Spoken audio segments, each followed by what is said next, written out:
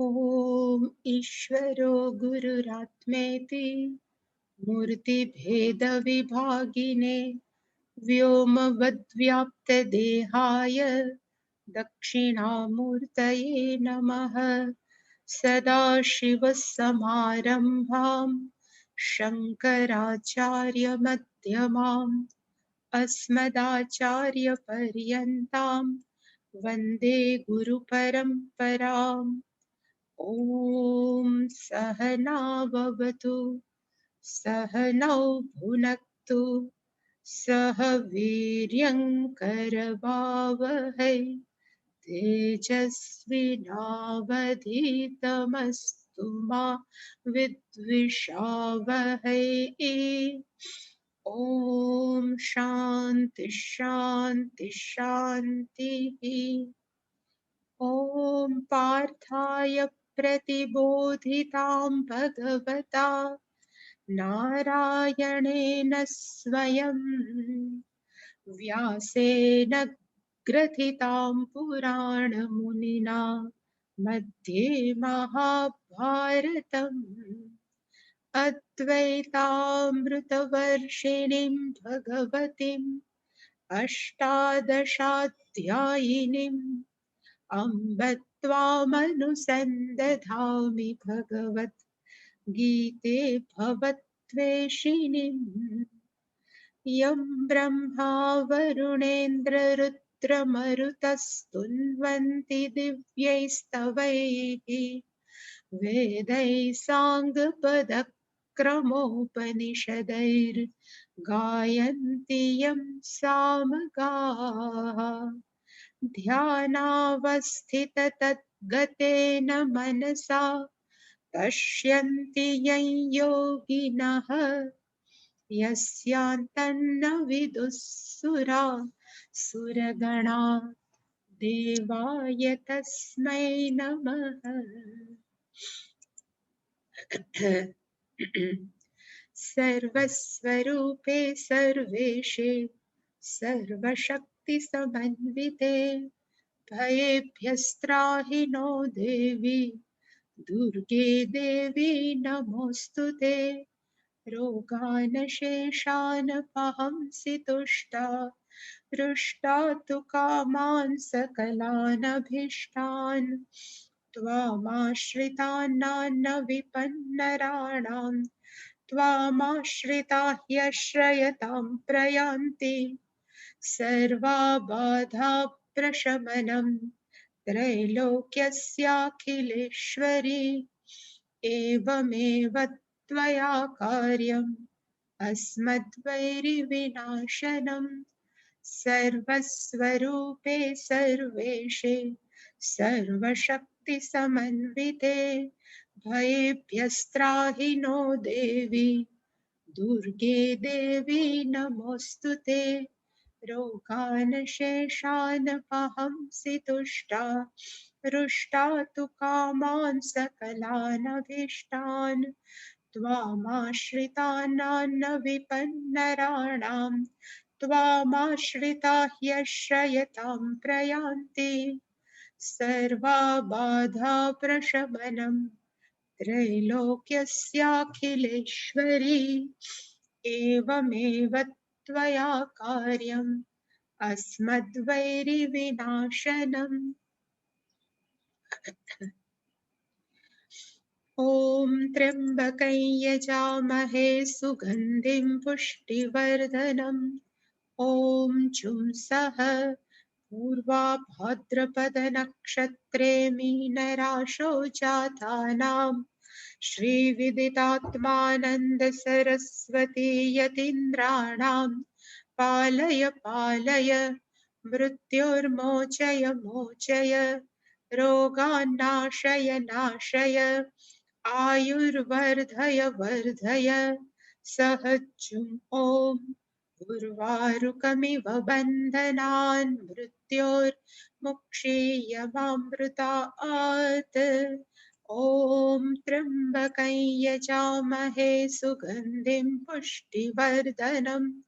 ॐ जुंसः पूर्वा भाद्रपदनक्षत्रे नक्षत्रे मीनराशौ जातानां श्रीविदितात्मानन्द सरस्वती यतीन्द्राणां पालय पालय मृत्योर्मोचय मोचय रोगान्नाशय नाशय आयुर्वर्धय वर्धय सहजम् ॐ उर्वारुकमिव बन्धनान् मृत्योर्मुक्षीयमामृतात् ॐ त्र्यम्बकं यजामहे सुगन्धिं पुष्टिवर्धनम् ॐ जुं सः पूर्वा भाद्रपदनक्षत्रे मीनराशौ जातानां श्रीविदितात्मानन्द सरस्वती यतीन्द्राणां पालय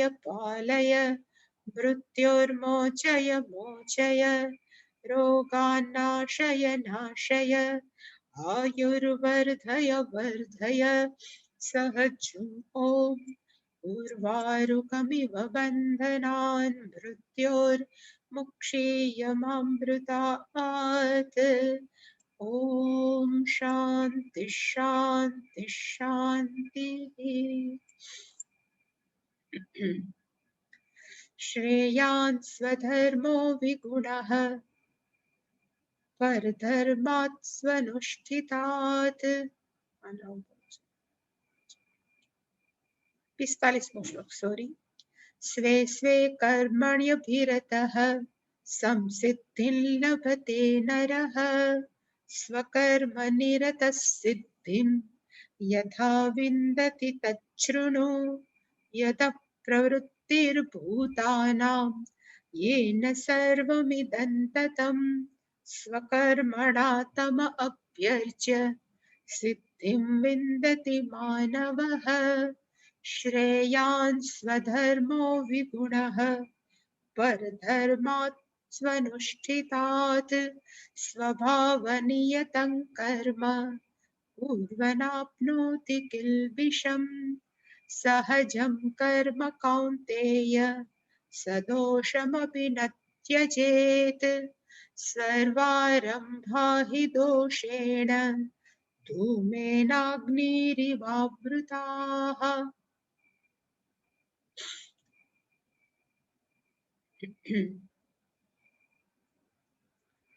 45મો શ્લોક 18મા અધ્યાયનો। ભગવાને કીધું કે સ્વે સ્વે કર્મણિ અવિરતઃ, પોતપોતાના કર્મને અનુષ્ઠાન રીતે જો આપણે એને સ્વીકારીએ અને પોતાની સેવા કરીએ, પોતાના કર્મથી જ આપણે આપણા પોતાના કર્મ જ કરતા રહીએ તો એ વ્યક્તિ છે એ સંસિદ્ધિમ લભતે, એ વ્યક્તિને સિદ્ધિ પ્રાપ્ત થાય છે। અને ફરી પાછું ભગવાને સ્પષ્ટ કર્યું સ્વકર્મ નિરતઃ, એ વ્યક્તિ જે પોતાના કર્મની અંદર નિષ્ઠ હોય અથવા પોતાના સ્વકર્મની અંદર કહેવાય ને સભાનતા પૂર્વક જવાબદારી નિભાવતા હોય એ વ્યક્તિ છે સિદ્ધિમ યથા વિંદતિ, જેવી રીતે એ સિદ્ધિ પ્રાપ્ત કરે છે તચ્છૃણુ, એ તું મારી પાસેથી સાંભળ। અને પછી કેવી રીતે સિદ્ધિ મળી શકે એનું ડિસ્ક્રિપ્શન છે ભગવાને 46મા શ્લોકમાં આપ્યું। અને એને કીધું યતઃ પ્રવૃત્તિ ભૂતાનામ યેન સર્વમ ઇદમ તતમ સ્વકર્મણા તમ અભ્યર્ચ્ય સિદ્ધિમ વિંદતિ માનવઃ। યતઃ પ્રવૃત્તિ ભૂતાનામ, જે ઈશ્વરમાંથી, યસ્માત કારણાત, જેને કારણે ભૂતાનામ પ્રવૃત્તિ સંભવતી, જેને કારણે બધા જ પ્રાણીઓ છે પોતપોતાની એક્ટિવિટી કરી શકે છે। આ એક અર્થ લીધો, ચેષ્ટા કરી શકે છે, અથવા જેના કારણે આખા પ્રાણીઓ છે એને ઉત્પત્તિ થઈ। પ્રવૃત્તિનો અર્થ શંકરાચાર્ય જે ઉત્પત્તિ લખી, અને યેન, જેને કારણે ઇદમ સર્વમ તતમ, જેનાથી આખું જગત છે એ કેવું છે તો કે વ્યાપ્ત છે। તતમનો અર્થ થાય આખું જગત વ્યાપ્ત છે, અને એનો અર્થ શું થાય તો કે ઈશ્વર, ઈશ્વરમાંથી જગતની ઉત્પત્તિ થઈ છે। ઈશ્વર વડે કે ઈશ્વર થકી આખું જગત છે એ વ્યાપ્ત છે। હવે મારે એ ઈશ્વરની પૂજા કરવી છે કે મારે એ ઈશ્વરની સેવા કરવી છે, તો એ સેવા કેવી રીતે હું કરી શકું? એટલે ભગવાને કીધું કે એ બહુ સિમ્પલ છે અને એ બહુ અત્યંત સહેલું છે. સ્વકર્મણા તમ ઈશ્વરમ અભ્યર્ચ્ય. માણસોએ પોતાના કર્મ વડે તમ એટલે કે એ ઈશ્વરની અભ્યર્ચ્ય એની પૂજા કરીને એની સેવા કરે તો માણસ શું પ્રાપ્ત કરે છે? તો કે માનવ સિદ્ધિમ વિંદતિ. માનવ છે એ સિદ્ધિ પ્રાપ્ત કરે છે. અને સિદ્ધિ છે એ કઈ પ્રકારની? એટલે આપણે જોયું કે જ્ઞાન નિષ્ઠા યોગ્યતા લક્ષણા સિદ્ધિમ પ્રાપ્નોતિ. કોઈને જો એમકોમ કરવું હોય તો એના માટેનું અધિકારીત્વ કયું હોવું જોઈએ? તો કે આપણે બીકોમ થયેલા હોવા જોઈએ. આપણે બીકોમ થવું હોય તો એના માટે આપણે શું થયેલા હોવા જોઈએ? તો કે 12th પાસ થયેલા હોવા જોઈએ. અને આપણે 12th પાસ થવું હોય તો આપણે શું થયેલું હોવું જોઈએ? તો કે 10મું પાસ. એટલે કે 10મું 12મું એ બધાને આપણે કહી શકાય કે યોગ્યતા પ્રાપ્તિ. એમકોમની યોગ્યતા પ્રાપ્તિ માટે આપણે શું કરવું પડે? તો કે 10 12 બીકોમ એ બધું કરવું પડે. એવી જ રીતે આત્મજ્ઞાનમાં નિષ્ઠા પ્રાપ્ત કરવી, એટલે એને તો આપણે પીએચડી ની કક્ષાએ મૂકી શકીએ. તો કે આત્મજ્ઞાનની નિષ્ઠા પ્રાપ્ત કરવા માટે ચિત્ત શુદ્ધિની જરૂર છે. ચિત્ત શુદ્ધિની જરૂર પછી ઉપાસનાની જરૂર છે. પછી શ્રવણ મનન નિધિધ્યાસનની જરૂર છે. પછી જ્ઞાન પ્રાપ્તિ અને છેલ્લે જ્ઞાન નિષ્ઠા. તો એ બીજા આગલા બધા જ સ્ટેપ ચિત્ત શુદ્ધિ છે એ બધું કેવી રીતે પ્રાપ્ત થાય? તો કે સ્વકર્મણા તમ ઈશ્વરમ અભ્યર્ચ્ય. ચિત્ત શુદ્ધિ કરવા માટે માત્ર ભગવાન સામે બેસી અને માળા ફેરવવાથી ન થાય. પોતાના કર્મ ઈશ્વરને સમર્પિત કરવાથી માણસ શું પ્રાપ્ત કરે છે? તો કે સિદ્ધિ. અને મેં ગઈકાલે પણ કીધું હતું કે સિદ્ધિ બીજી બધી સિદ્ધિ અણીમાં મણીમાં લગીમાં જાત જાતની અષ્ટ સિદ્ધિ છે કે નાની મોટી સિદ્ધિ છે, એનાથી માણસની અંદર અભિમાન આવી શકે. એનાથી માણસનું મન છે અસ્વસ્થ થઈ શકે, ડિસ્ટર્બ થઈ શકે, અભિમાનથી છકી જઈ શકે. પણ આ સિદ્ધિ એવી છે, ચિત્ત કહેવાય ને, ચિત્ત શુદ્ધિ એક એવી સિદ્ધિ છે કે જેને પ્રાપ્ત કરવાથી માણસનું મન શાંત થઈ જાય. એ ક્યારે કોઈ પણ વ્યક્તિ પાસે અપેક્ષા રાખતો કે રાખતી બંધ થઈ જાય. એને એવી સિદ્ધિ પ્રાપ્ત કરે. ક્યારે? તો કે ચિત્ત શુદ્ધિ હોય. એ મોટામાં મોટી સિદ્ધિ છે. અને સિદ્ધિ પ્રાપ્ત કરવા માટે બીજું કઈ કરવું જરૂર નથી. પ્રામાણિકપણે, ઓનેસ્ટલી એટલે કે પ્રામાણિકપણે પોતાના જ કર્મ, જે પછી આપણી જવાબદારી છે, જે સ્વે સ્વે કર્મ નિરત. પછી બ્રહ્મ ક્ષત્ર વૈશ્ય શુદ્ર પોતાના કર્મ, શુદ્ર પણ પોતાના કર્મ છે જો ઈશ્વરને આપી દે તો એનાથી પણ શુદ્રનું પણ શું થાય છે? કે ચિત્ત શુદ્ધિ થાય. કાલે એક પ્રશ્ન પૂછાણો હતો અને મેં જે કીધું હતું કે પહેલાના આપણે આજે 47મો શ્લોક જોતા હતા ત્યારે એની ચર્ચા કરશું. પણ આજે શુદ્ર હોય કે બ્રાહ્મણ હોય, બ્રાહ્મણ સપોઝ ઉપનિષદનું ચેન્ટિંગ કરતો હોય કે રુદ્રમનું ચેન્ટિંગ કરીને ભગવાનને સમર્પિત કરે, અને શુદ્ર છે એ સપોઝ શેરી વાળતો હોય અને પોતાનું કર્મ સમર્પિત કરે, તો બે સરખા જ ભગવાનની દ્રષ્ટિએ. કારણ કે બંને પોતપોતાના કર્મ શું કરે છે? તો કે ઈશ્વરને સમર્પિત કરે છે. એ આપણે 46મા શ્લોકમાં જોયું. અને 47મો શ્લોક આપણે જોતા હતા અને આઈ થિંક જોઈ લીધો. સ્વધર્મ વિગુણ.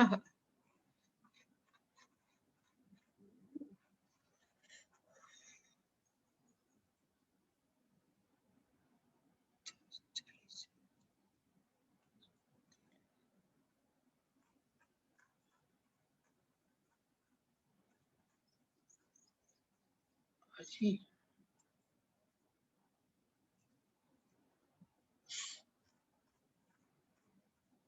આમાં બહુ બધું લાંબુ ભાષ્યમ છે અને પછીના શ્લોક.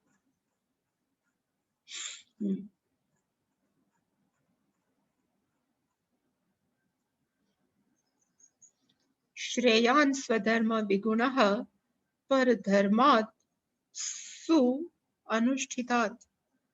સ્વભાવ નિયતં કર્મ કુર્વન આપનોતિ કિલ્બિષમ. એમાં સ્વધર્મ પરધર્માત શ્રેયાન, પોતાનો સ્વધર્મ, એઝ એ બ્રાહ્મણ, એઝ એ ક્ષત્રિય, as a Vysya, as a શૂદ્ર, પોતાનો જે ધર્મ છે, પણ કયા બેઝ ઉપર? હંમેશા યાદ રાખવું કે ગુણતઃ કર્મતઃ ન તો જન્મતઃ. શાસ્ત્રમાં ક્યારે પણ આપણને બ્રાહ્મણ ક્ષત્રિય જન્મના જાયતે શુદ્ર, એ શાસ્ત્રનું એક કહેવાય ને વાક્ય છે કે બાય બર્થ બધા જ શુદ્ર છે, સંસ્કારેણ. પછી ધીમે ધીમે આપણે બ્રાહ્મણ ક્ષત્રિય કે વૈશ્ય શુદ્ર થાય છે. એટલે જ્યારે સ્વધર્મ કે એટલે કદાચ કોઈને પ્રશ્ન ઉઠ્યો હતો કે સપોઝ વાણંદનું બાળક હોય અને વાણંદના બાળકને આપણે એમ કહીએ કે એનો સ્વધર્મ કયો, તો આપણે કહીએ કે એના વાળ કાપવા. તો એના બાળકે પણ શું વાણંદનો જ પ્રોફેશન અપનાવવો જોઈએ કે એ ધંધો અપનાવવો જોઈએ? જો વાણંદના બાળકને વાળ કાપવામાં જ રસ હોય તો એ જ અપનાવવો પડે. પણ કદાચ એ વાણંદનું બાળક બુદ્ધિશાળી હોય, એને ભણવાનો શોખ હોય, તો એ ભણી શકે, એને જે કરવું એ કરી શકે. એટલે ભગવાને એટલે સ્પષ્ટતા કરી છે કે વાણંદ છે બાય બર્થ નથી. ભલે વાણંદના ઘરમાં જન્મ્યું હોય કોઈ બાળક, પણ જો એનામાં બુદ્ધિ હોય તો એ ભણી શકે. અમારી આજુબાજુ કેટલાય ફાર્મર્સ કે ખેડૂતો રહે છે, બધાના બાળકો છે, અને બધાના બાળકો થોડા ઘણા વધતા પ્રમાણની અંદર કહેવાય ને કે એનો આઈક્યુ સારો જ છે, બુદ્ધિશાળી જ છે, પણ એક લોકોને કોઈને ભણવું નથી. અને એક જ વ્યક્તિ એવી છે જે અમારી સામે રહે છે, એક દીકરી છે, એને જ ભણવામાં રસ. તો એ કહેવાય ને વૈશ્યના કુટુંબમાં ભણી હોવા છતાં એના રહસ્યમાં છે તો કે વિદ્યા પ્રાપ્તિ. તો આપણે કહીએ કે એમાં સત્વગુણ વધારે. એટલે ક્યારે પણ જ્યારે અહીંયા કીધું છે કે સ્વધર્મ પરધર્માત શ્રેયાન, ત્યારે સ્વધર્મ છે ભગવાન ક્યાં બેઝ ઉપર કહીએ છે? તો બાય બર્થ નથી, પોતાના ગુણતઃ અને કર્મતઃ સ્વધર્મ. એ કેવો છે તો કે બીજાના ધર્મ કરતા શ્રેયાન વિગુણ અપી. આપણને ક્યારેક એમ લાગે કે આ બરાબર નથી, છતાં પણ આપણું પોતાનું જે આપણને કર્મ ગમે છે, જે બાળક જન્મે અને જો બાળકને કહેવાય ને કે ભણવામાં રસ છે, કોકને જે ખેતીમાં છે, કોકને છે એ શિલ્પકારમાં છે, જેને જે ગમતું હોય એકવાર પકડ્યા પછી એમ થાય કે આ તો નથી સારું, હાલો બીજું પકડું.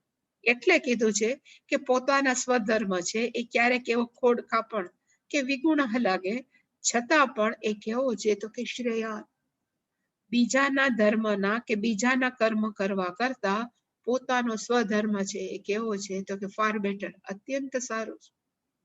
અને જે વ્યક્તિ સ્વભાવ નિયતમ કર્મ, અને શંકરાચાર્ય લખ્યું કે સ્વભાવનો અર્થ થાય સ્વધર્મ જમ નિયતમ કર્મ, પોતાના કર્મ સ્વધર્મથી જે કર્મ કરે છે એ વ્યક્તિ ક્યારે પણ પાપને પ્રાપ્ત કરતો નથી. પૂજારીનો દીકરો પૂજારી જ થાય, સપોઝ આપણે માની લઈએ તો એ પૂજારી એ કરતો હોય તો એને ક્યારે પાપ પ્રાપ્ત ન થાય. પણ એ પૂજારી પણ કરતો હોય અને બીજાને એમ કે તમે આગળ લાઈનમાં ઉભા રાખી દે, હું પૈસા લઉં છું, તો એ પાપ છે. એટલે કે હંમેશા જો પોતાનું પૂજારીપણાનું ધર્મ નિભાવતો હોય તો એને ક્યારેય પાપ ન લાગે. વાણંદ છે પોતાનો વાણંદપણાના ધર્મ નિભાવતો હોય, પાપ ન લાગે. ખેડૂત છે પોતાનું ખેતી કરતો હોય, પાપ ન લાગે. બ્રાહ્મણ છે એ પોતાનું કરતો હોય, પાપ ન લાગે. પણ અત્યારના બ્રાહ્મણ એમ કે હું જે પ્રમાણે પૈસા એ પ્રમાણે લગન, તો કિલ્બિષમ આપ નહોતી. એવા લોકો છે એને શું પ્રાપ્ત થાય તો કે પાપ પ્રાપ્ત થાય. પણ જો પોતાની ફરજ છે એ જે હંમેશા કરતા હોય એને ક્યારે પણ પાપ પ્રાપ્ત થતું નથી. એટલે કે 47મા શ્લોકની અંદર પણ ભગવાન કહેવા માંગે છે કે જે વ્યક્તિ બ્રાહ્મણ, ક્ષત્રિય કે વૈશ્ય કે શુદ્ર કોઈ પણ જાતિતઃ કે વર્ણતઃ કે આશ્રમતઃ હોય, પણ એ પોતાના સ્વધર્મને પ્રમાણિકપણે ઈશ્વરને સમર્પિત ભાવનાથી કરતો હોય તો એ વ્યક્તિને ક્યારે પણ પાપ પ્રાપ્ત થતું નથી, કોઈ પણ સ્થિતિની અંદર. પ્રામાણિકપણે મેં શબ્દ વાપર્યો છું. અને છેલ્લો આપણે એને કીધું તો કે સ્વધર્મ વિગુણ, એટલે શંકરાચાર્યજીએ એક કહેવાય ને એક ઉદાહરણ આપ્યું કે ધતુરાનું ફૂલ છે ને, ધતુરાનું ઝાડ એવું કહેવાય છે કે ઝેરી છે. આપણે ન પીવાય ને એટલે જ ધતુરાનું ફૂલ શંકર ભગવાનને ચડે છે. શંકર ભગવાને ઝેર પીધું હતું તો એનું એન્ટીડોટ કયું? તો કે ઝેર. જેવી રીતે આપણને સાપ કરડે તો આપણને જે રસી આપે ને સાપની જ રસી હોય, કારણ કે ઝેર ઝેરને મારે. એવી રીતે ધતુરો છે એ ખરેખર વિષ છે, એટલે શંકર ભગવાને ધતુરાનું ફૂલ સિમ્બોલિકલી ચડે છે. હવે ધતુરાના પાન સડી જાય અને એમાં જે જીવડા થાય એ જીવડા જૈનમાં કેમાંથી? તો કે એ પોઈઝન વાળા પાનમાંથી. તો એ જીવડાને ધતુરાના પાનનું પોઈઝન લાગે? ન લાગે, કારણ કે એમાંથી જ જૈનમાં છે. એટલે શંકરાચાર્યજી કીધું વિષ જાતસ્ય કૃમેહે, જેની અંદર પોઈઝન હોય કે ઝેર હોય એમાંથી કોઈ કૃમિ કે જીવડા છે એ ઉત્પન્ન થયા હોય તો એના માટે પોઈઝન છે એ ન દોષકરમ, એના માટે વિષ છે, એના માટે ઝેર છે, એ ક્યારે એના માટે દોષ નથી. એવી જ રીતે આપણે આપણા સ્વધર્મ કરતા હોય તેમાં આપણને ક્યારે કંટાળો આવે, આપણને ખીચ ચડે, પણ છતાં પણ ભગવાને કીધું કે પોતાના સ્વધર્મ છે એમાં આપણને વિગુણ ખરાબ લાગતા હોય છતાં પણ એ ક્યારે પણ આપણને પાપ ન આપી શકે. આમાં ખોટ છે ને આમ ન કરવું જોઈએ. આપણે અત્યારના માણસો છે ને બહુ પોતાની જાતને ડાયા માની ઘણી વાર આર્ગ્યુમેન્ટ કરતા હોય, પણ ભગવાને કીધું કે એવા દોષ છે એ ક્યારે લાગતા નથી.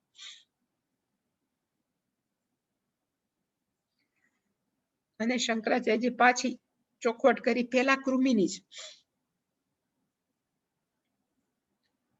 સ્વભાવ નિયતમ કર્મ કુર્વાણઃ વિષજાતઃ ઇવ કૃમિ.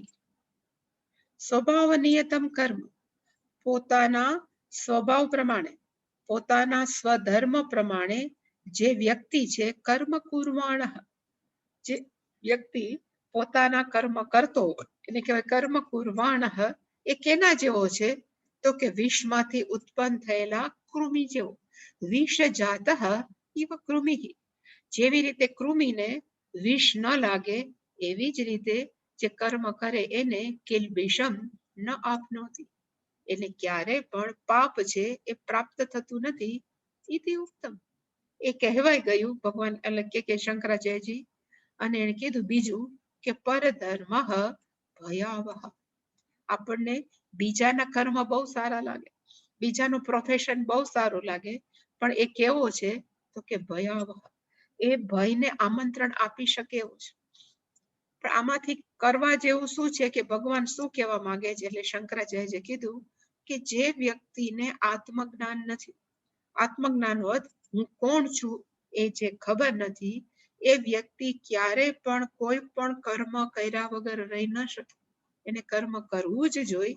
એટલે એને પાછી સ્પષ્ટતા કરી જે ત્રીજા અધ્યાયમાં, અનાત્મજ્ઞઃ ચ નહિ કશ્ચિત ક્ષણમપી અકર્મ કૃત તિષ્ઠતિ. અનાત્મજ્ઞઃ, જેને આત્માનું જ્ઞાન નથી એ વ્યક્તિ ક્યારે પણ અકર્મકૃત, કર્મ કર્યા વગર ન તિષ્ઠતિ. આ ન લઈ નીચે આગળ લગાડવાનું, ક્યારે રહી શકતી નથી. ક્યારે? તો કે ઇવન કશ્ચિત ક્ષણમપી, એવન એક ક્ષણ માટે પણ કોઈ પણ વ્યક્તિ ક્યારે પણ કોઈ પણ કર્મ કર્યા વગર રહી શકતી જ નથી. એનો અર્થ કે આપણે આપણું કર્મ કરવું જ જોઈએ.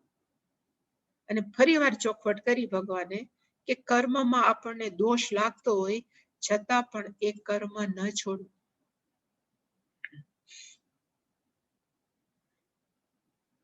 સહજમ કર્મ કૌંતેય સદોષપી ન ત્યજેત સર્વારંભા હિ દોષેણ ધૂમેનાગ્નિરિવાવૃતાઃ.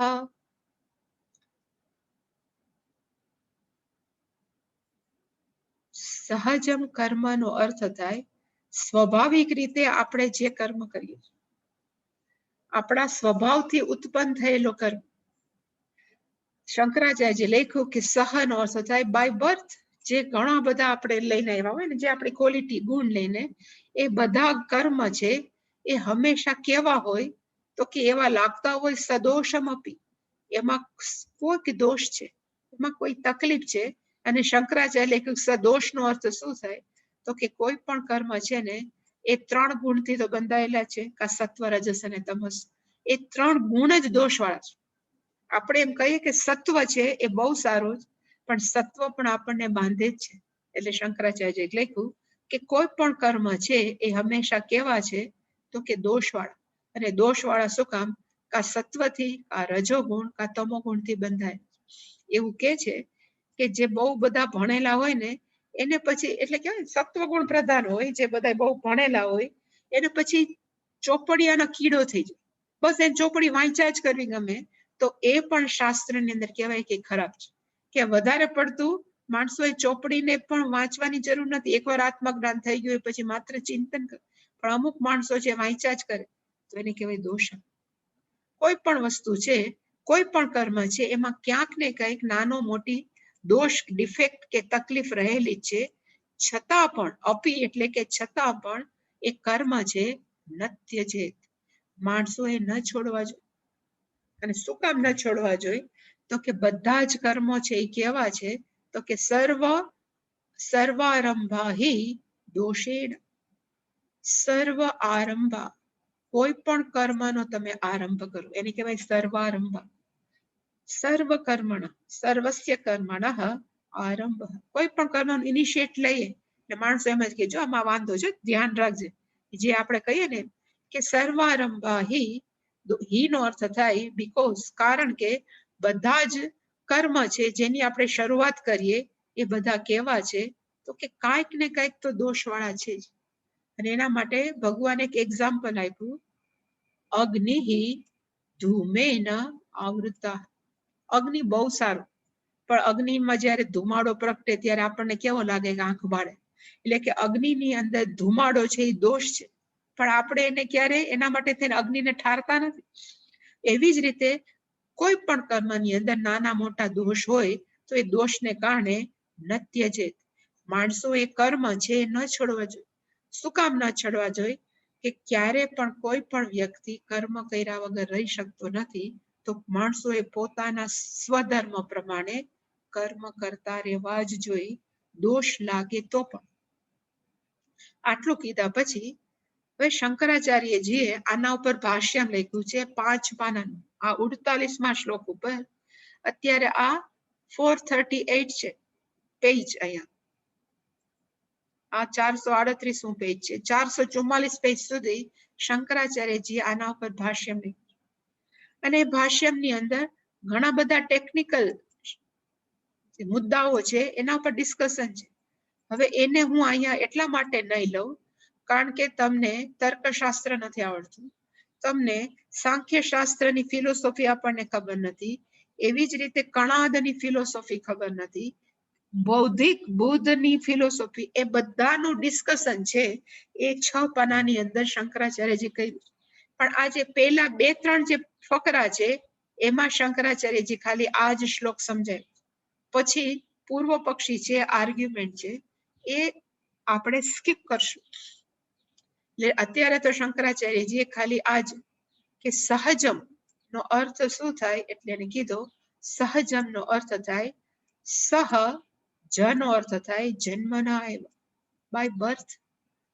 કોઈ પણ વ્યક્તિ, ઇવન કોઈ ટ્વિન્સ જન્મે ને કોઈના માને ત્યાં, ઇવન ટ્વિન્સ કે 2 બાળકો જન્મે કે 3 બાળકો જન્મે, પણ 3 બાળકોની પ્રકૃતિ છે ને બાય બર્થ જુદી જ હોય, અમુક કરવાનું જુદું જ હોય. એટલે એને કીધું કે જન્મના સહ એવ ઉત્પન્ન. માણસોને જે સહજ હોય એને નામ છે સહજમ કર્મ. સામાન્ય રીતે આપણે સહજ રીતે, અમુક બાળક છે જન્મથી તોફાની હોય, અમુક બાળક છે જન્મથી શાંત હોય, અમુક બાળક છે જન્મથી કંઈક ને કંઈક બીજું કરતું, એને કહેવાય સહજમ, નેચરલી. નેચરલ શું છે તો કે કિંતત. એટલે શંકરાચાર્યએ કીધું કર્મ, નેચરલી સહજમ કર્મ. એ નેચરલી શું છે તો કે કર્મ. અને કર્મ કેવું હોય તો કે સદોષમ. એટલે શંકરાચાર્યજીએ અર્થ કર્યો કે સદોષમનો અર્થ શું થાય તો કે સદોષમનો અર્થ થાય ત્રિગુણત્વાત. 3 ગુણ હોવાને કારણે કાંઈક ને કાંઈક તો દોષ હોય જ. કોઈ પણ કર્મ છે, આપણે પૂજા કરવા બેઠા હોય તો સત્વગુણ પ્રધાન છે, તો એમાં પણ થોડીક વાર પછી આપણને કંટાળો હોય. કોઈ પણ છે, કોઈ પણ કર્મની અંદર આપણને કાંઈક તો તકલીફ દેખાય જ, છતાં પણ નત્ય જે માણસોએ છોડવા ન જોઈએ. ટૂંકમાં આપણે આપણા કર્મ છે એ ન છોડવા જોઈએ. ગૃહસ્થ હોય ગૃહસ્થના, બ્રહ્મચારી બ્રહ્મચારીના, સંન્યાસી સંન્યાસીના, વોટ એવર જે પણ આપણી ડ્યુટી છે, જવાબદારી છે, એનાથી આપણે નજરઅંદાજ ન થવું જોઈએ, આપણે કરવું જોઈએ. તો દોષ દેખાય છે એનું શું કરવું? અમને આમાં આ તકલીફ દેખાય છે, માણસોને બધાને દોષ વધારે દેખાય, એટલે શંકરાચાર્યજી કીધું કે સર્વારંભા, એનો અર્થ સમજાવે છે કે સર્વારંભાનો અર્થ શું થાય? આરભ્યંતે ઇતિ આરંભાઃ. સર્વારંભાનો અર્થ થાય શરૂઆત જે કરવામાં આવી છે. આરભ્યંતે ઇતિ આરંભાઃ, જેની શરૂઆત કરવામાં આવી છે. અને શેની શરૂઆત કરવામાં આવી છે? તો કે સર્વ કર્માણી ઇતિ એતત પ્રકરણ. કારણ કે ભગવાને શરૂઆત ક્યાંથી કરી? તો કે બ્રહ્મ કર્મ કયું, ક્ષત્ર કર્મ કયું, વૈશ્ય કર્મ કયું, શુદ્ર કર્મ, એની ભગવાને શરૂઆત કરી હતી. એ બધા જ કર્મો એને કહેવાય સર્વારંભા. ચારે ચાર વર્ણ આશ્રમના બધા ધર્મો છે. એને કીધું કે યે કેચિત આરંભાઃ સ્વધર્માઃ, જે પણ વ્યક્તિઓના પોતાના સ્વધર્મની જે શરૂઆત કરે છે, સ્વધર્મ કરે કે પરધર્મ છે. માણસોને એમ થાય કે હાલો મારું કઈક નથી કરું, બીજાનું કરું. કોઈ પણ ધર્મ, સ્વધર્મ લ્યો કે પરધર્મ.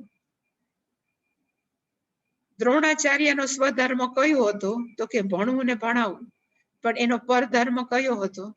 તો કે એને બધાને શીખવું, આર્ચરી એટલે કે બાણ વિદ્યા શીખવી, એ પરધર્મ થયું. એ કીધું કે કોઈ માણસો શરૂઆત કરે કોની? તો કે પોતાના ધર્મની અથવા બીજા ધર્મની. એ બધા જ કર્મો છે કેવા છે? તે સર્વે હિ ત્રિગુણાત્મકત્વ. એ બધા જ ધર્મો કેવા છે? તો કે 3 ગુણના સ્વભાવ વાળા છે. અને 3 ગુણ હોય એટલે બધા કેવા છે? તો કે કાંઈક ને કાંઈક પ્લસ માઇનસ દોષ વાળા છે. એટલે કે અત્ર હેતુ, કારણ એ છે કે ત્રિગુણાત્મકત્વાદ દોષેણ, ત્રિગુણ હોવાને કારણે એમાં દોષ છે એ કેવો છે? તો કે રહેલો જ હોય છે. ત્રિગુણાત્મક દોષેણ. અને દોષ કેના જેવો છે? તો કે ધૂમેન સહજેન અગ્નિ. અગ્નિ છે કેવો છે? તો કે આવૃત, ઘેરાઈ ગયેલો છે. કોનાથી? તો કે ધુમાડાથી. એટલે આપણે કઈ કે અગ્નિ ખરાબ છે? નથી ખરાબ, કારણ કે અગ્નિ સારો જ છે. ભલે ધુમાડાથી ઘેરાયેલો હોય, એવી રીતે આપણા કર્મો પણ કેવા છે કે ધુમાડા જેમ આપણને કાંઈક ને કાંઈક દોષ દેખાણા કરે, એનાથી કર્મની ત્યાગ કરવાની જરૂર નથી. અર્જુનને પોતાનો કર્મ ત્યાગ દેખાતો હતો કે ત્યાગ કરવો હતો. For which reason? તો કે એને પોતાના સગાવાલા મારવાનો અને પરધર્મ સ્વીકારવો હતો. કયો? તો કે સાધુ થવું, તું જેના લક્ષણમાં નહોતું. એટલે એને કીધું કે કોઈ પણ કર્મ કરે તો એની અંદર કાંઈક તો દોષ હોય જ છે. કારણ કે બધા જ કર્મ કેવા છે? ત્રિગુણાત્મક. એ 3 ગુણના હોવાના લીધે કાંઈક ને કાંઈક દોષ રહેલો છે. એટલે એને છોડવાની જરૂર નથી. ન પરિત્યજેત, અહીંયા જે છે ને ન ત્યજેત, એ શંકરાચાર્યજી સમજાવે છે. સહજસ્ય કર્મણઃ, પોતાના જે સહજ કર્મ છે, બ્રહ્મ ક્ષત્ર વૈશ્ય શુદ્ર, ગુણતઃ એ સ્વધર્મ આખ્યસ્ય, જેને પોતાના ધર્મનું નામ આપવામાં આવ્યું છે, પરિત્યાગેન, એના ત્યાગ કરવાથી, અથવા પરધર્મ અનુષ્ઠાને અપી, પોતાના ધર્મનો ત્યાગ કરે અને માણસ બીજાના ધર્મનું અનુષ્ઠાન કરે. જે દ્રોણ છે ક્લાસિકલ એક્ઝામ્પલ છે. એને પોતાના ધર્મનો ત્યાગ કર્યો અને ક્ષત્રિયોના ધર્મને શું કર્યું? તો કે એને કબૂલ કર્યું, એને સ્વીકાર્યો, તો પણ દોષાત એવ ન મુચ્યતે, એ એના દોષમાંથી ન છૂટી શકે.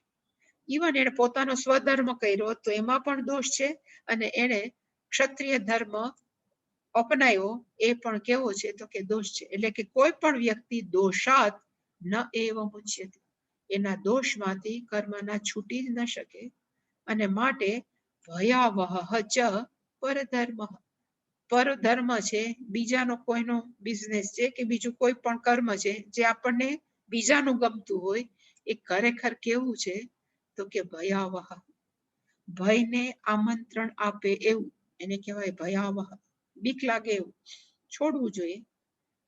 અને હવે શંકરાચાર્યજીએ પાછું એક છેલ્લું વાક્ય લખ્યું ને એમાં એને કીધું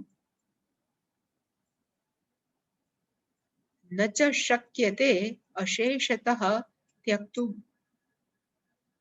કોઈ પણ કર્મ છે એ આપણે સંપૂર્ણપણે ન ત્યક્તુમ શક્યતે, અશેષતઃ ને સંપૂર્ણપણે ન શક્યતે ન કરી શકે, ત્યક્તુમ છોડી શકીએ. અને કોના માટે?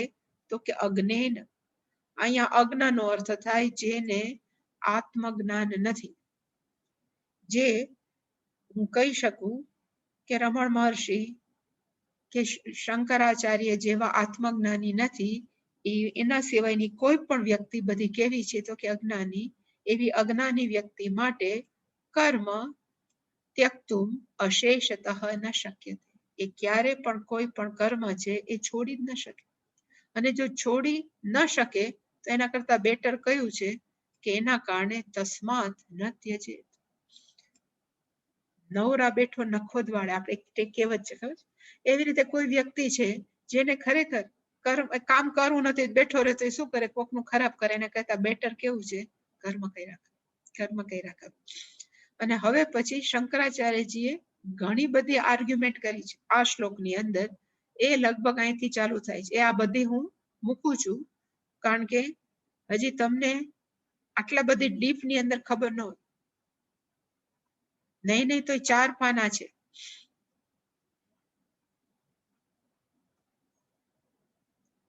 અપ્રાગ ઉત્પત્તિ, પ્રધ્વંસ અભાવ, એ બધા તર્કશાસ્ત્રના ટેકનિકલ વર્ડ છે. સમવાય દોષ, આ બધા છે. કોઈ ભણ્યા જ નથી તો પછી આપણને તમને કેમ હું આશા રાખું કે તમને બધું આવડવું છે? એટલે આ બધા જ છે એ હું છોડું છું.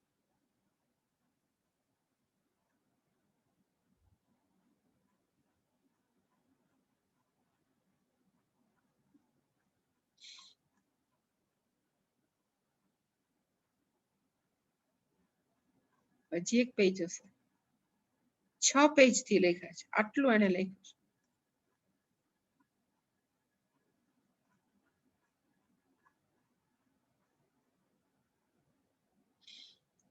અહીંયા એને 48મો શ્લોક પૂરો કર્યો 6 પેજ પછી. અને એને છેલ્લે એને કીધું કે એટલે ખરેખર અહીંયા એને કીધું કે માણસોએ શું કરવું જોઈએ? તો કે સ્વકર્મણા તમભ્યર્ચ્ય સિદ્ધિમ વિંદતિ. એનો અર્થ કે માણસોએ કર્મ કરવું જોઈએ. ઉપલા જે 6 પેજ ગયા એની અંદર કર્મ કરવાથી કે કર્મ ન કરવાથી શું ફાયદો ન ગેરફાયદો એનું ડિટેલમાં ડિસ્કશન છે. એ આપણે એમાં જતા નથી. એટલે કે માણસોએ સર્વ કર્માણી મનસા સંયમ, એટલે કે આ બધું જ માણસોએ કર્મ કરવું જ જોઈએ. એ પછી કર્મણી અભિરત હસન સિદ્ધિમ લભતે નરઃ, પાછી ચોખવટ કરી.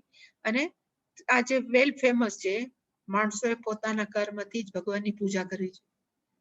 એનો અર્થ ટૂંકમાં કે અજ્ઞાની લોકોએ, આપણા જેવા બધા અજ્ઞાની નો અર્થ એટલે આપણને એમ નથી કે જે ભણ્યા ગણ્યા નથી, જેને કક્કો બારકડી નથી, એવા અજ્ઞાની નથી આયા. જેને આત્મજ્ઞાન નથી, જે પોતાના શરીરને હું માને છે, બધાને કહેવાય અજ્ઞાની. જે પોતાના વિચારોને હું માને છે એ બધા અજ્ઞાની. જેને દેહાશક્તિ છે એ બધા કહેવાય અજ્ઞાની. એટલે કે આપણે બધા આવી ગયા. એ બધા જ વ્યક્તિઓ માટે કર્મ છે એ કેવા છે? તો કે ફરજિયાત છે. પછી પ્રશ્ન થાય કે શું બધા જ વ્યક્તિઓ માટે કર્મ છે એ ફરજિયાત છે? એટલે હવે પછીના જે શ્લોક છે એની અંદર સ્પષ્ટતા છે કે કોણ કર્મનો ત્યાગ કરી શકે.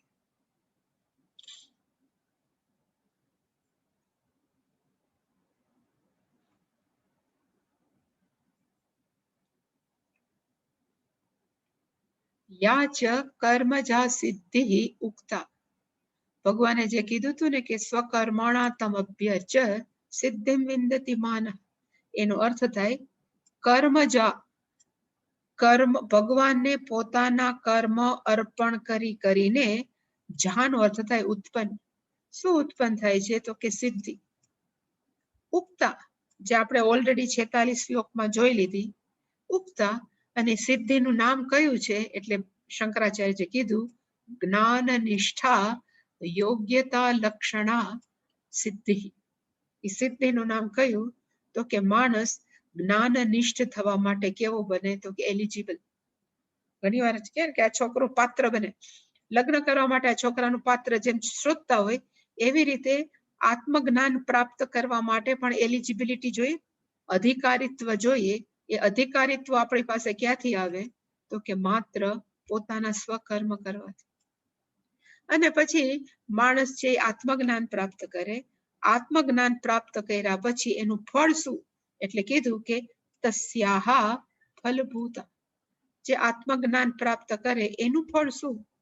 તો એનું નામ છે નૈષ્કર્મ્ય સિદ્ધિ. જે બહુ ફેમસ વર્ડ, નૈષ્કર્મ્ય સિદ્ધિ.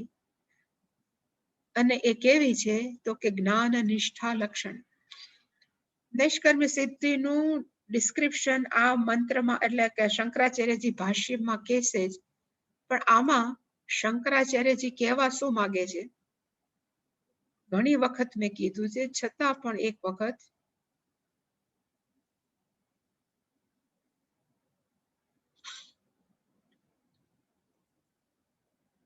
માણસ કર્મ કરે કેવા? તો સ્વકર્મણા તમ અભ્યર્ચ.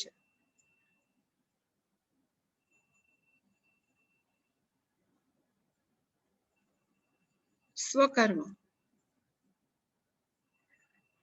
એનાથી માણસોનું શું થાય? તો કે ચિત્ત શુદ્ધિ થાય.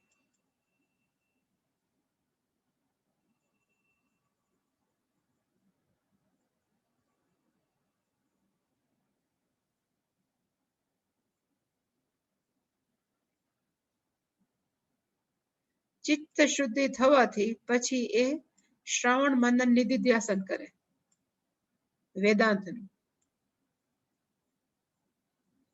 હું એ લખું છું શ્ર મનન નિધિધ્યાસન. શ્રવણ કરવાથી અજ્ઞાનનો નાશ થાય, મનન કરવાથી સંશયનો નાશ થાય, અને નિધિધ્યાસન કરવાથી વિપરીત ભાવનાનો નાશ થાય. અજ્ઞાનનો નાશ થાય, સંશયનો થાય, વિપરીત ભાવનાનો અર્થ ખોટી માન્યતાઓ જે આપણે રાખીએ છીએ. ને ખોટી માન્યતા એટલે કઈ? તો કે હું શરીર છું, ખોટી માન્યતા. મનના વિચારો છે એ હું છું, એ ખોટી માન્યતા. એને કહેવાય વિપરીત ભાવના. એ બધી જ વિપરીત ભાવના મનમાંથી નીકળી જાય અને જે વ્યક્તિને સ્પષ્ટપણે ખાતરી થાય કે હું કોણ છું? તો કે માત્ર ચૈતન્ય તત્વ. પણ ભગવાને અત્યારે રહેવા માટે એક ઘર આપ્યું છે, અને ઘરનું નામ કયું છે? તો કે આ શરીર. શરીર રૂપી ઘર ભગવાને આપ્યું છે, પણ હું એક ઘર નથી. હું કોણ છું? તો કે ચૈતન્ય તત્વ. અને ચૈતન્ય તત્વ છે એનું વાસ્તવિક સ્વરૂપ કેવું છે? તો કે સર્વવ્યાપક. એક તત્વ કેવું છે? તો કે સર્વવ્યાપક. ને જે સર્વવ્યાપક તત્વ હોય, સર્વવ્યાપક નો અર્થ એક પણ ખૂણો કે અણુ માત્ર પણ જગ્યા એવી ન હોય કે જ્યાં એ તત્વ ન હોય. એને કહેવાય સર્વવ્યાપક. ઓલ પરવેડિંગ ઇંગ્લિશમાં કહેવાય. એ ચૈતન્ય તત્વ જ્યારે સર્વવ્યાપક હોય તો એને કોઈ પણ કામ કરવાની જરૂર ખરી? દોડાદોડી કરવાની ચૈતન્ય તત્વને જરૂર ખરી? નથી જરૂર. આકાશ છે એ બધી જ જગ્યાએ છે, એને કહેવાય સર્વવ્યાપક. આકાશને ક્યારે પૂંછડીના આકાશને કે પોરબંદર કે ભાવનગરના આકાશને એમ થાય હાલો દોડી દોડીને અમેરિકા જાવ, અહીંયા તો બોર થઈ ગયા, જ્યારે હોય ત્યારે કઈ મજા નથી આવતી. આકાશને ક્યારેય ન થાય, કારણ કે આકાશ કેવું છે? સર્વવ્યાપક. સર્વવ્યાપક હોય એ ક્યારેય પણ કર્મ કરી જ ન શકે. વ્યાપકત્વાત, વ્યાપક હોવાને કારણે કર્મ કરવાની જરૂર જ નથી. જે મર્યાદિત વસ્તુ છે એ જ કર્મ કરી શકે. હવે જે જ્ઞાની, જેને ખરેખર આત્મજ્ઞાન થયું છે, એને ખબર છે કે હું વાસ્તવિક તત્વ કેવું છે? તો કે મારું વાસ્તવિક તત્વ છે એ માત્ર ચૈતન્ય તત્વ છે. અને એ ચૈતન્ય તત્વ પાછું કેવું છે? તો કે સર્વવ્યાપક. હવે એ જ્યારે ખબર પડે કે હું સર્વવ્યાપક ચૈતન્ય તત્વ છું, પછી એ જે શરીરમાં એ ચૈતન્ય તત્વ હોય, XYZ શરીરમાં, એ શરીરમાં રહેલા ચૈતન્ય તત્વને કોઈ પણ કર્મ મારે કરવું જ જોઈએ એવી ભાવના થાય. એ કર્મ તો કરશે જ, ન કરે એવું નથી, પણ આ કર્મ કર્યા વગર હું રહી ગયો કે રહી ગઈ, હવે મારું શું થશે, અને હવે ફલાણું નથી કર્યું, એ ભાવનામાંથી એ વ્યક્તિ કેવી થઈ ગઈ? બહાર નીકળી ગઈ. શું કામ બહાર નીકળી ગઈ? કારણ કે એ વ્યક્તિને ખબર છે કે હું તત્વ કેવું છું કે સર્વવ્યાપક. શરીરની મર્યાદા છે તો શરીર છે એ કામ કરે છે. મનની મર્યાદા છે એટલે વિચાર કરે છે. પણ હું ચૈતન્ય તત્વ કેવું છે તો કે શરીર અને મનને હું માત્ર ચેતનતા આપું છું, પણ હું શરીર અને મન નથી. એવું જેને સ્પષ્ટ ખાતરી છે એ વ્યક્તિ શરીર અને મન કર્મ કરતા હોય ને છતાં એને સ્પષ્ટ ખાતરી છે કે હું શરીર અને મન નથી. ઊંઘમાંથી ઉઠાડીએ કે ગમે ત્યારે ઉઠાડીએ, જેને આત્મસાત કરી લીધું છે કે શરીર અને મન ઇઝ અ ઇન્સ્ટ્રુમેન્ટ, એક સાધન છે, હું શરીર મન નથી.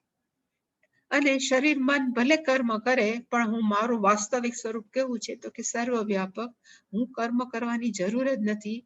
એવી સ્પષ્ટ સમજ એને કહેવાય, પેલું કહેવાય નિષ્કર્મ ભાવ.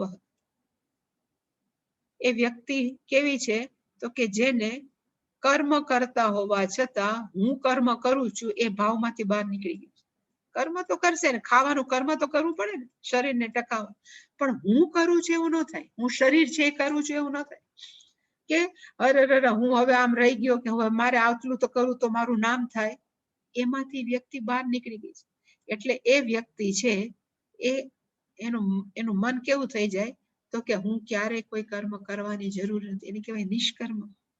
અને જેનું મન હંમેશા આ ભાવથી ભરેલું હોય કે મારે કર્મ કરવાની જરૂર જ નથી કારણ કે હું શરીર અને મન નથી, એ ભલે કામ કર્યા કરે, મને વાંધો નથી, પણ હું હંમેશા કેવું તત્વ છું તો કે ચૈતન્ય તત્વ, નિષ્કર્મ છે, જેને કર્મ કરવાની જરૂર નથી એને કહેવાય નિષ્કર્મ. એવા ભાવથી જેનું મન હંમેશા ભરેલું હોય એને કહેવાય નૈષ્કર્મ્ય.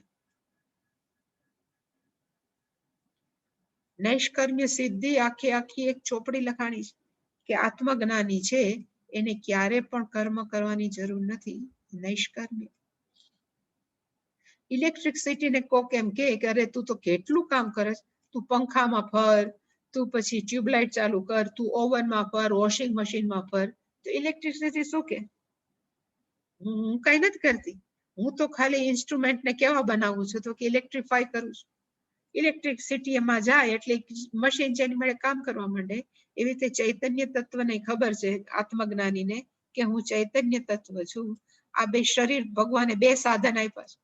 ઇલેક્ટ્રિસિટીને તો ઘણા સાધન છે પણ આપણે તો કેવા છે ભગવાને બે જ આપ્યા છે, સ્થૂળ શરીર ને સૂક્ષ્મ શરીર. એ બેને હું ચેતનવંતુ બનાવું છું, એના સિવાય સ્થૂળ અને સૂક્ષ્મ શરીર સાથે મારે કોઈ સંબંધ નથી. એવી જેને સ્પષ્ટ ખાતરી છે અને એનાથી જ જેનું મન સતત રહેલું હોય એને કહેવાય નૈષ્કર્મ્ય સિદ્ધિ.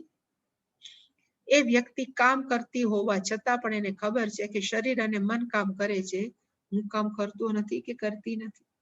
એ જે મનને ખબર છે એને કહેવાય નૈષ્કર્મ્ય સિદ્ધિ.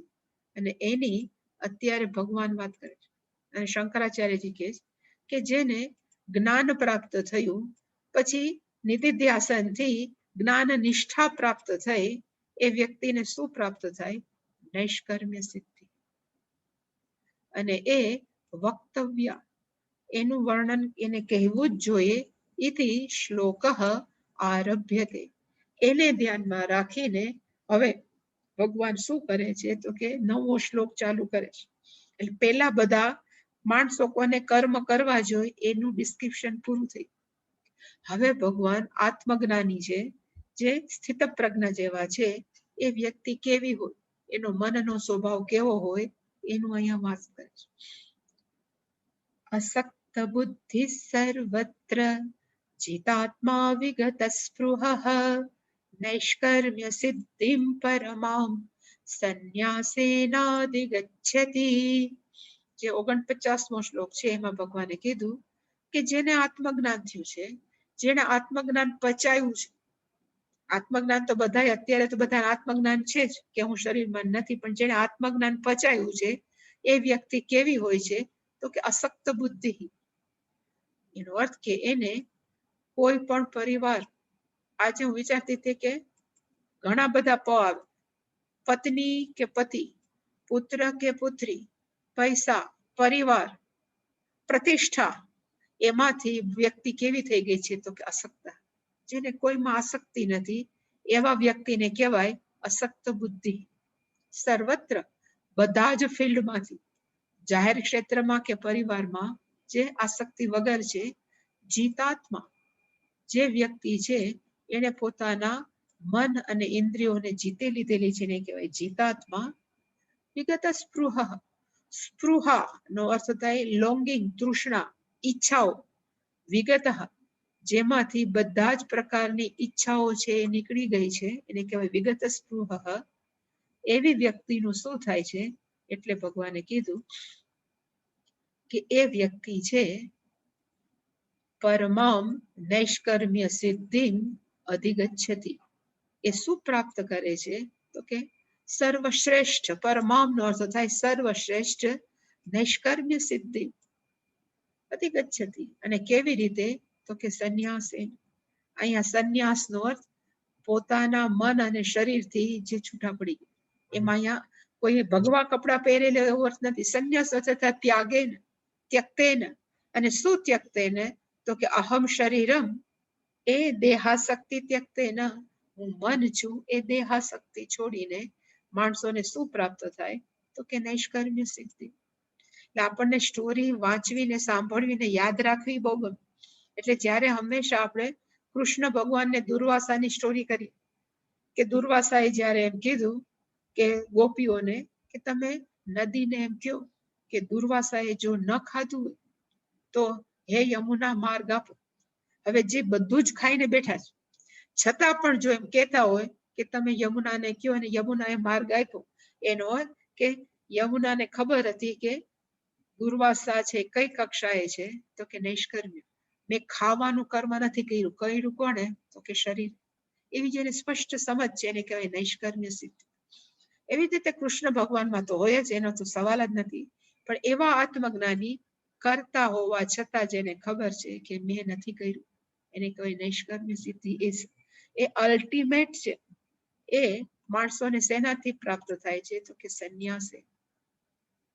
હું શરીર અને મનની આસક્તિ છૂટી જાય એટલે આ સહજ રીતે પ્રાપ્ત થાય. હવે શંકરાચાર્યજી સમજાવે છે what is the meaning of અસક્ત બુદ્ધિ. સર્વત્ર જીતાત્મા વિગત સ્પૃહ. પેલી છે અસક્ત બુદ્ધિ.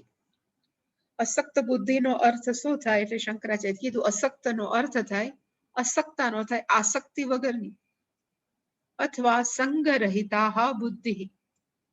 બુદ્ધિનો અર્થ થાય અંતઃકરણ. જેનું મન, જેની બુદ્ધિ છે એ કેવી થઈ છે આસક્તિ વગરની, ક્યાંય અટેચમેન્ટ વગરની. યસ્ય સહ અસક્ત બુદ્ધિ. જેનું અંતઃકરણ છે આસક્તિ વગરનું થઈ ગયું છે એવી વ્યક્તિને કેવી કહેવાય તો કે અસક્ત બુદ્ધિ. આ બહુવ્રીહી સમાસ છે, કોઈ વ્યક્તિનું વર્ણન છે. સપોઝ એક શબ્દ છે, આ તો જસ્ટ આપણે કહીએ કે પિતાંબર. તો પિતાંબર નો અર્થ આપણે શું કરીએ કે જે વ્યક્તિએ પીળા કપડા પહેર્યા છે એનું નામ પિતાંબર. પિતઃ અંબર યસ્ય સહ પિતાંબર. એવી જ રીતે અસક્ત બુદ્ધિ, જેનું મન આસક્તિ રહિત થઈ ગયું છે એવી વ્યક્તિ એને કેવી કહેવાય તો કે અસક્ત બુદ્ધિ. પણ તોય આસક્તિ ક્યાં ક્યાં નથી, કઈ જગ્યાએ નથી એટલે એને કીધું સર્વત્ર, બધી જ જગ્યાએથી જેની આસક્તિ છૂટી ગઈ છે. અને કઈ કઈ જગ્યાએ એટલે પાછી ચોખવટ કરી શંકરાચાર્યજી. પુત્ર દારા આદિશુ આસક્તિ નિમિત્તેશુ. જેને આ છે એ બધા આસક્તિના કારણ છે. નિમિત્તેશુ નો અર્થ થાય આસક્તિના આ કારણ છે. કોણ કોણ તો કે પુત્ર. દારા નો અર્થ થાય પત્ની. આદિ નો અર્થ થાય પૈસા, પ્રતિષ્ઠા, પરિવાર, આપણે જેડ કરવું હોય વગેરે વગેરે. એ બધામાંથી જેનું મન કેવું થઈ ગયું છે તો કે અસક્ત. ક્યાંય આસક્તિ રાખવી જોઈએ એનું કારણ છે છતાં પણ જેની આસક્તિ નથી. નહીતર જે પરણીને આવે, કહેવાય ને જે ઘરમાં દીકરો પરણીને આવે અને હજી દીકરીને એટલે પુત્રવધુને ઘરમાં પ્રવેશ કરે ને દીકરો મરી જાય, એ બાપનું શું થાય આપણે વિચાર કરીએ. છતાં પણ નરસિંહ મહેતા એવું બોલ્યું કે જે ગમે જગત જગદીશને, અથવા જે થયું છે એમાં માને દુઃખી થવાની જરૂર નથી, ભગવાનને જે ગમ્યું એ કહ્યું, એને કહેવાય કે સંપૂર્ણ આસક્તિ નથી.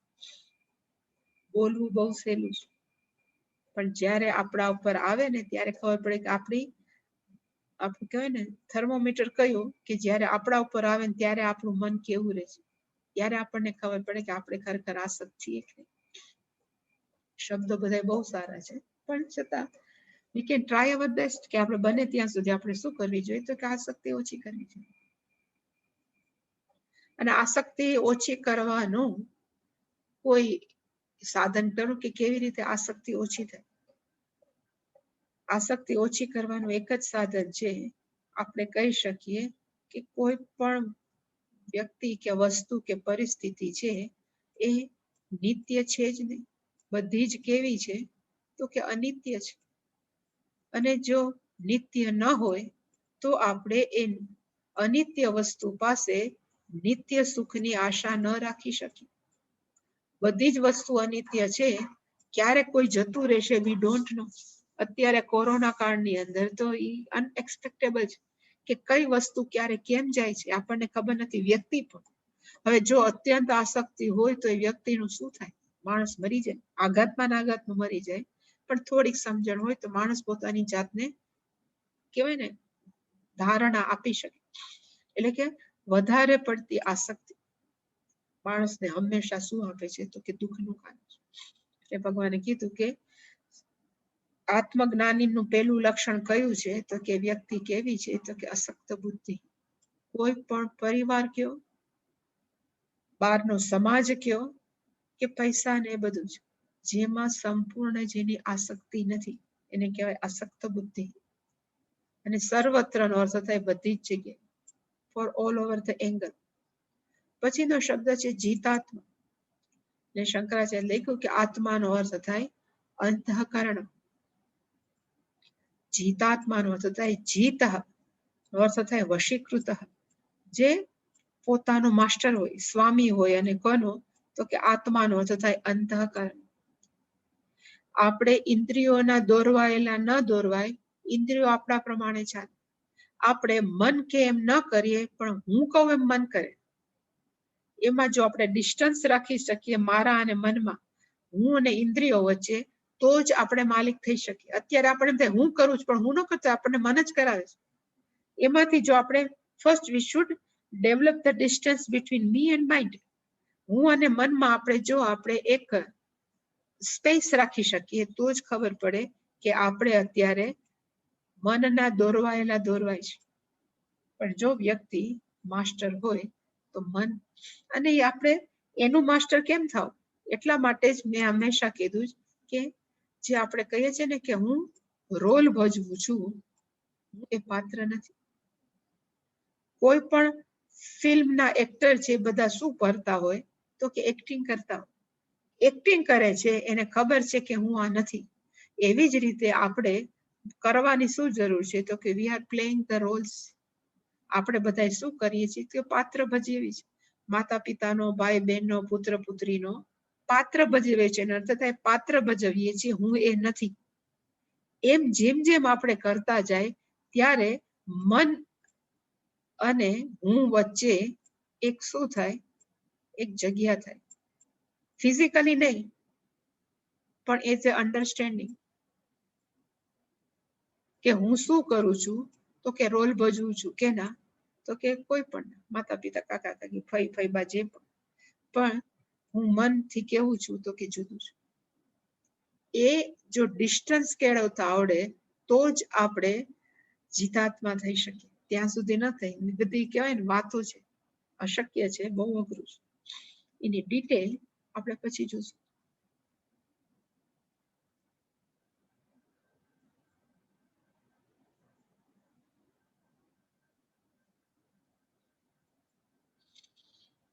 કોઈ પણ ક્વેશ્ચન? માં હરિઓમ. હરિઓમ ભાઈ. હા, જે નૈષ્કર્મ્ય સિદ્ધિ પ્રાપ્ત કરી છે, એટલે જેમણે જે કર્મ કરતા હોવા છતાં જેને ખ્યાલ છે કે કર્મ હું કરતો નથી, તો આમ તો એના માઇન્ડ ની અંદર આમ બે રીતે વિચાર કરતા હોય કે કર્મ તો એ કરે છે એનું એમને ભાન તો છે જ. હા. અને હા બીજી બાજુ એમ પણ છે કે હું કર્મ કરતો નથી એમ. હું કર્મ કરું છું નહીં, શરીર અને મન કર્મ કરે છે, હું એનો સાક્ષી છું, એટલી ખબર હોય. એવું એ રીતે થાય. ધારો કે આપણે ઇવન આ બધા કર્મ કરતા હોય, આપણે કહેવાય ને આ બધા અભિનેતાઓ કે અભિનેત્રીઓ કર્મ કરતા હોય ને, ફિલ્મ ને એક્ટિંગ ને કર્મ તો કરે જ છે ને, પણ એને ખબર છે કે હું કોઈ રાજાનો કે ભિખારીનો કોઈ પાત્ર ભજવું છું, તો આપણે એનો પાપ કે પુણ્ય લાગે નહીં, કારણ કે એનાથી દૂર છે પાત્રથી. એને ખબર છે કે આ પાત્ર છે, હું આ પાત્ર નથી. અમિતાભ બચ્ચનને ખબર હોય કે હું ભિખારીનો રોલ ભજવું છું, પણ હું ભિખારી નથી. એવી રીતે આ જ્ઞાનીને ખબર હોય કે આ શરીર છે એ કર્મ કરે છે, એ સાધન છે, એને કરવું જ જોઈએ, કરે છે, પણ હું શરીર નથી. એ સ્પષ્ટ છે, એના સાક્ષી હોય. એટલે એને જ કહેવાય નૈષ્કર્મ. મને અડી ન શકે. ભિખારીમાં ઓલો ભીખ માગતો હોય એ અમિતાભ બચ્ચન, એનાથી કઈ થાય ન થાય, તો ખુશ થાય. એવી રીતે આને જ્ઞાનીને ખબર હોય કે શરીર આ બધું કરે છે ખેલ, મન આ બધા વિચારો કરે છે, હું બેનનો સાક્ષી છું.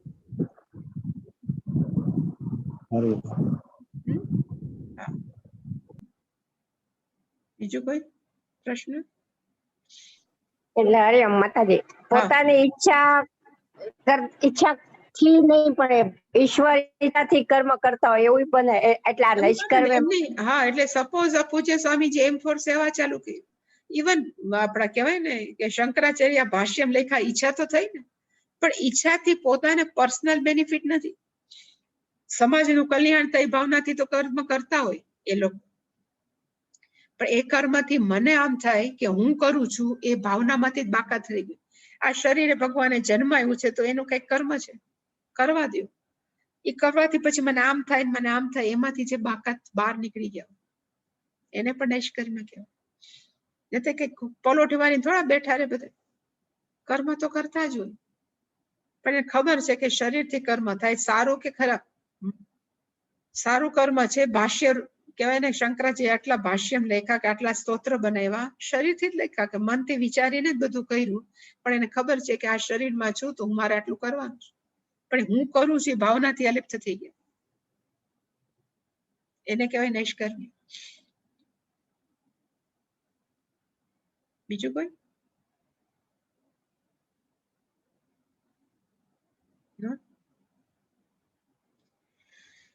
ઓમ પૂર્ણમદઃ પૂર્ણમિદં પૂર્ણાત પૂર્ણમુદચ્યતે પૂર્ણસ્ય પૂર્ણમાદાય પૂર્ણમેવાવશિષ્યતે. ઓમ શાંતિ શાંતિ શાંતિ. હરિ ઓમ શ્રી ગુરુભ્યો નમઃ. હરિ ઓમ.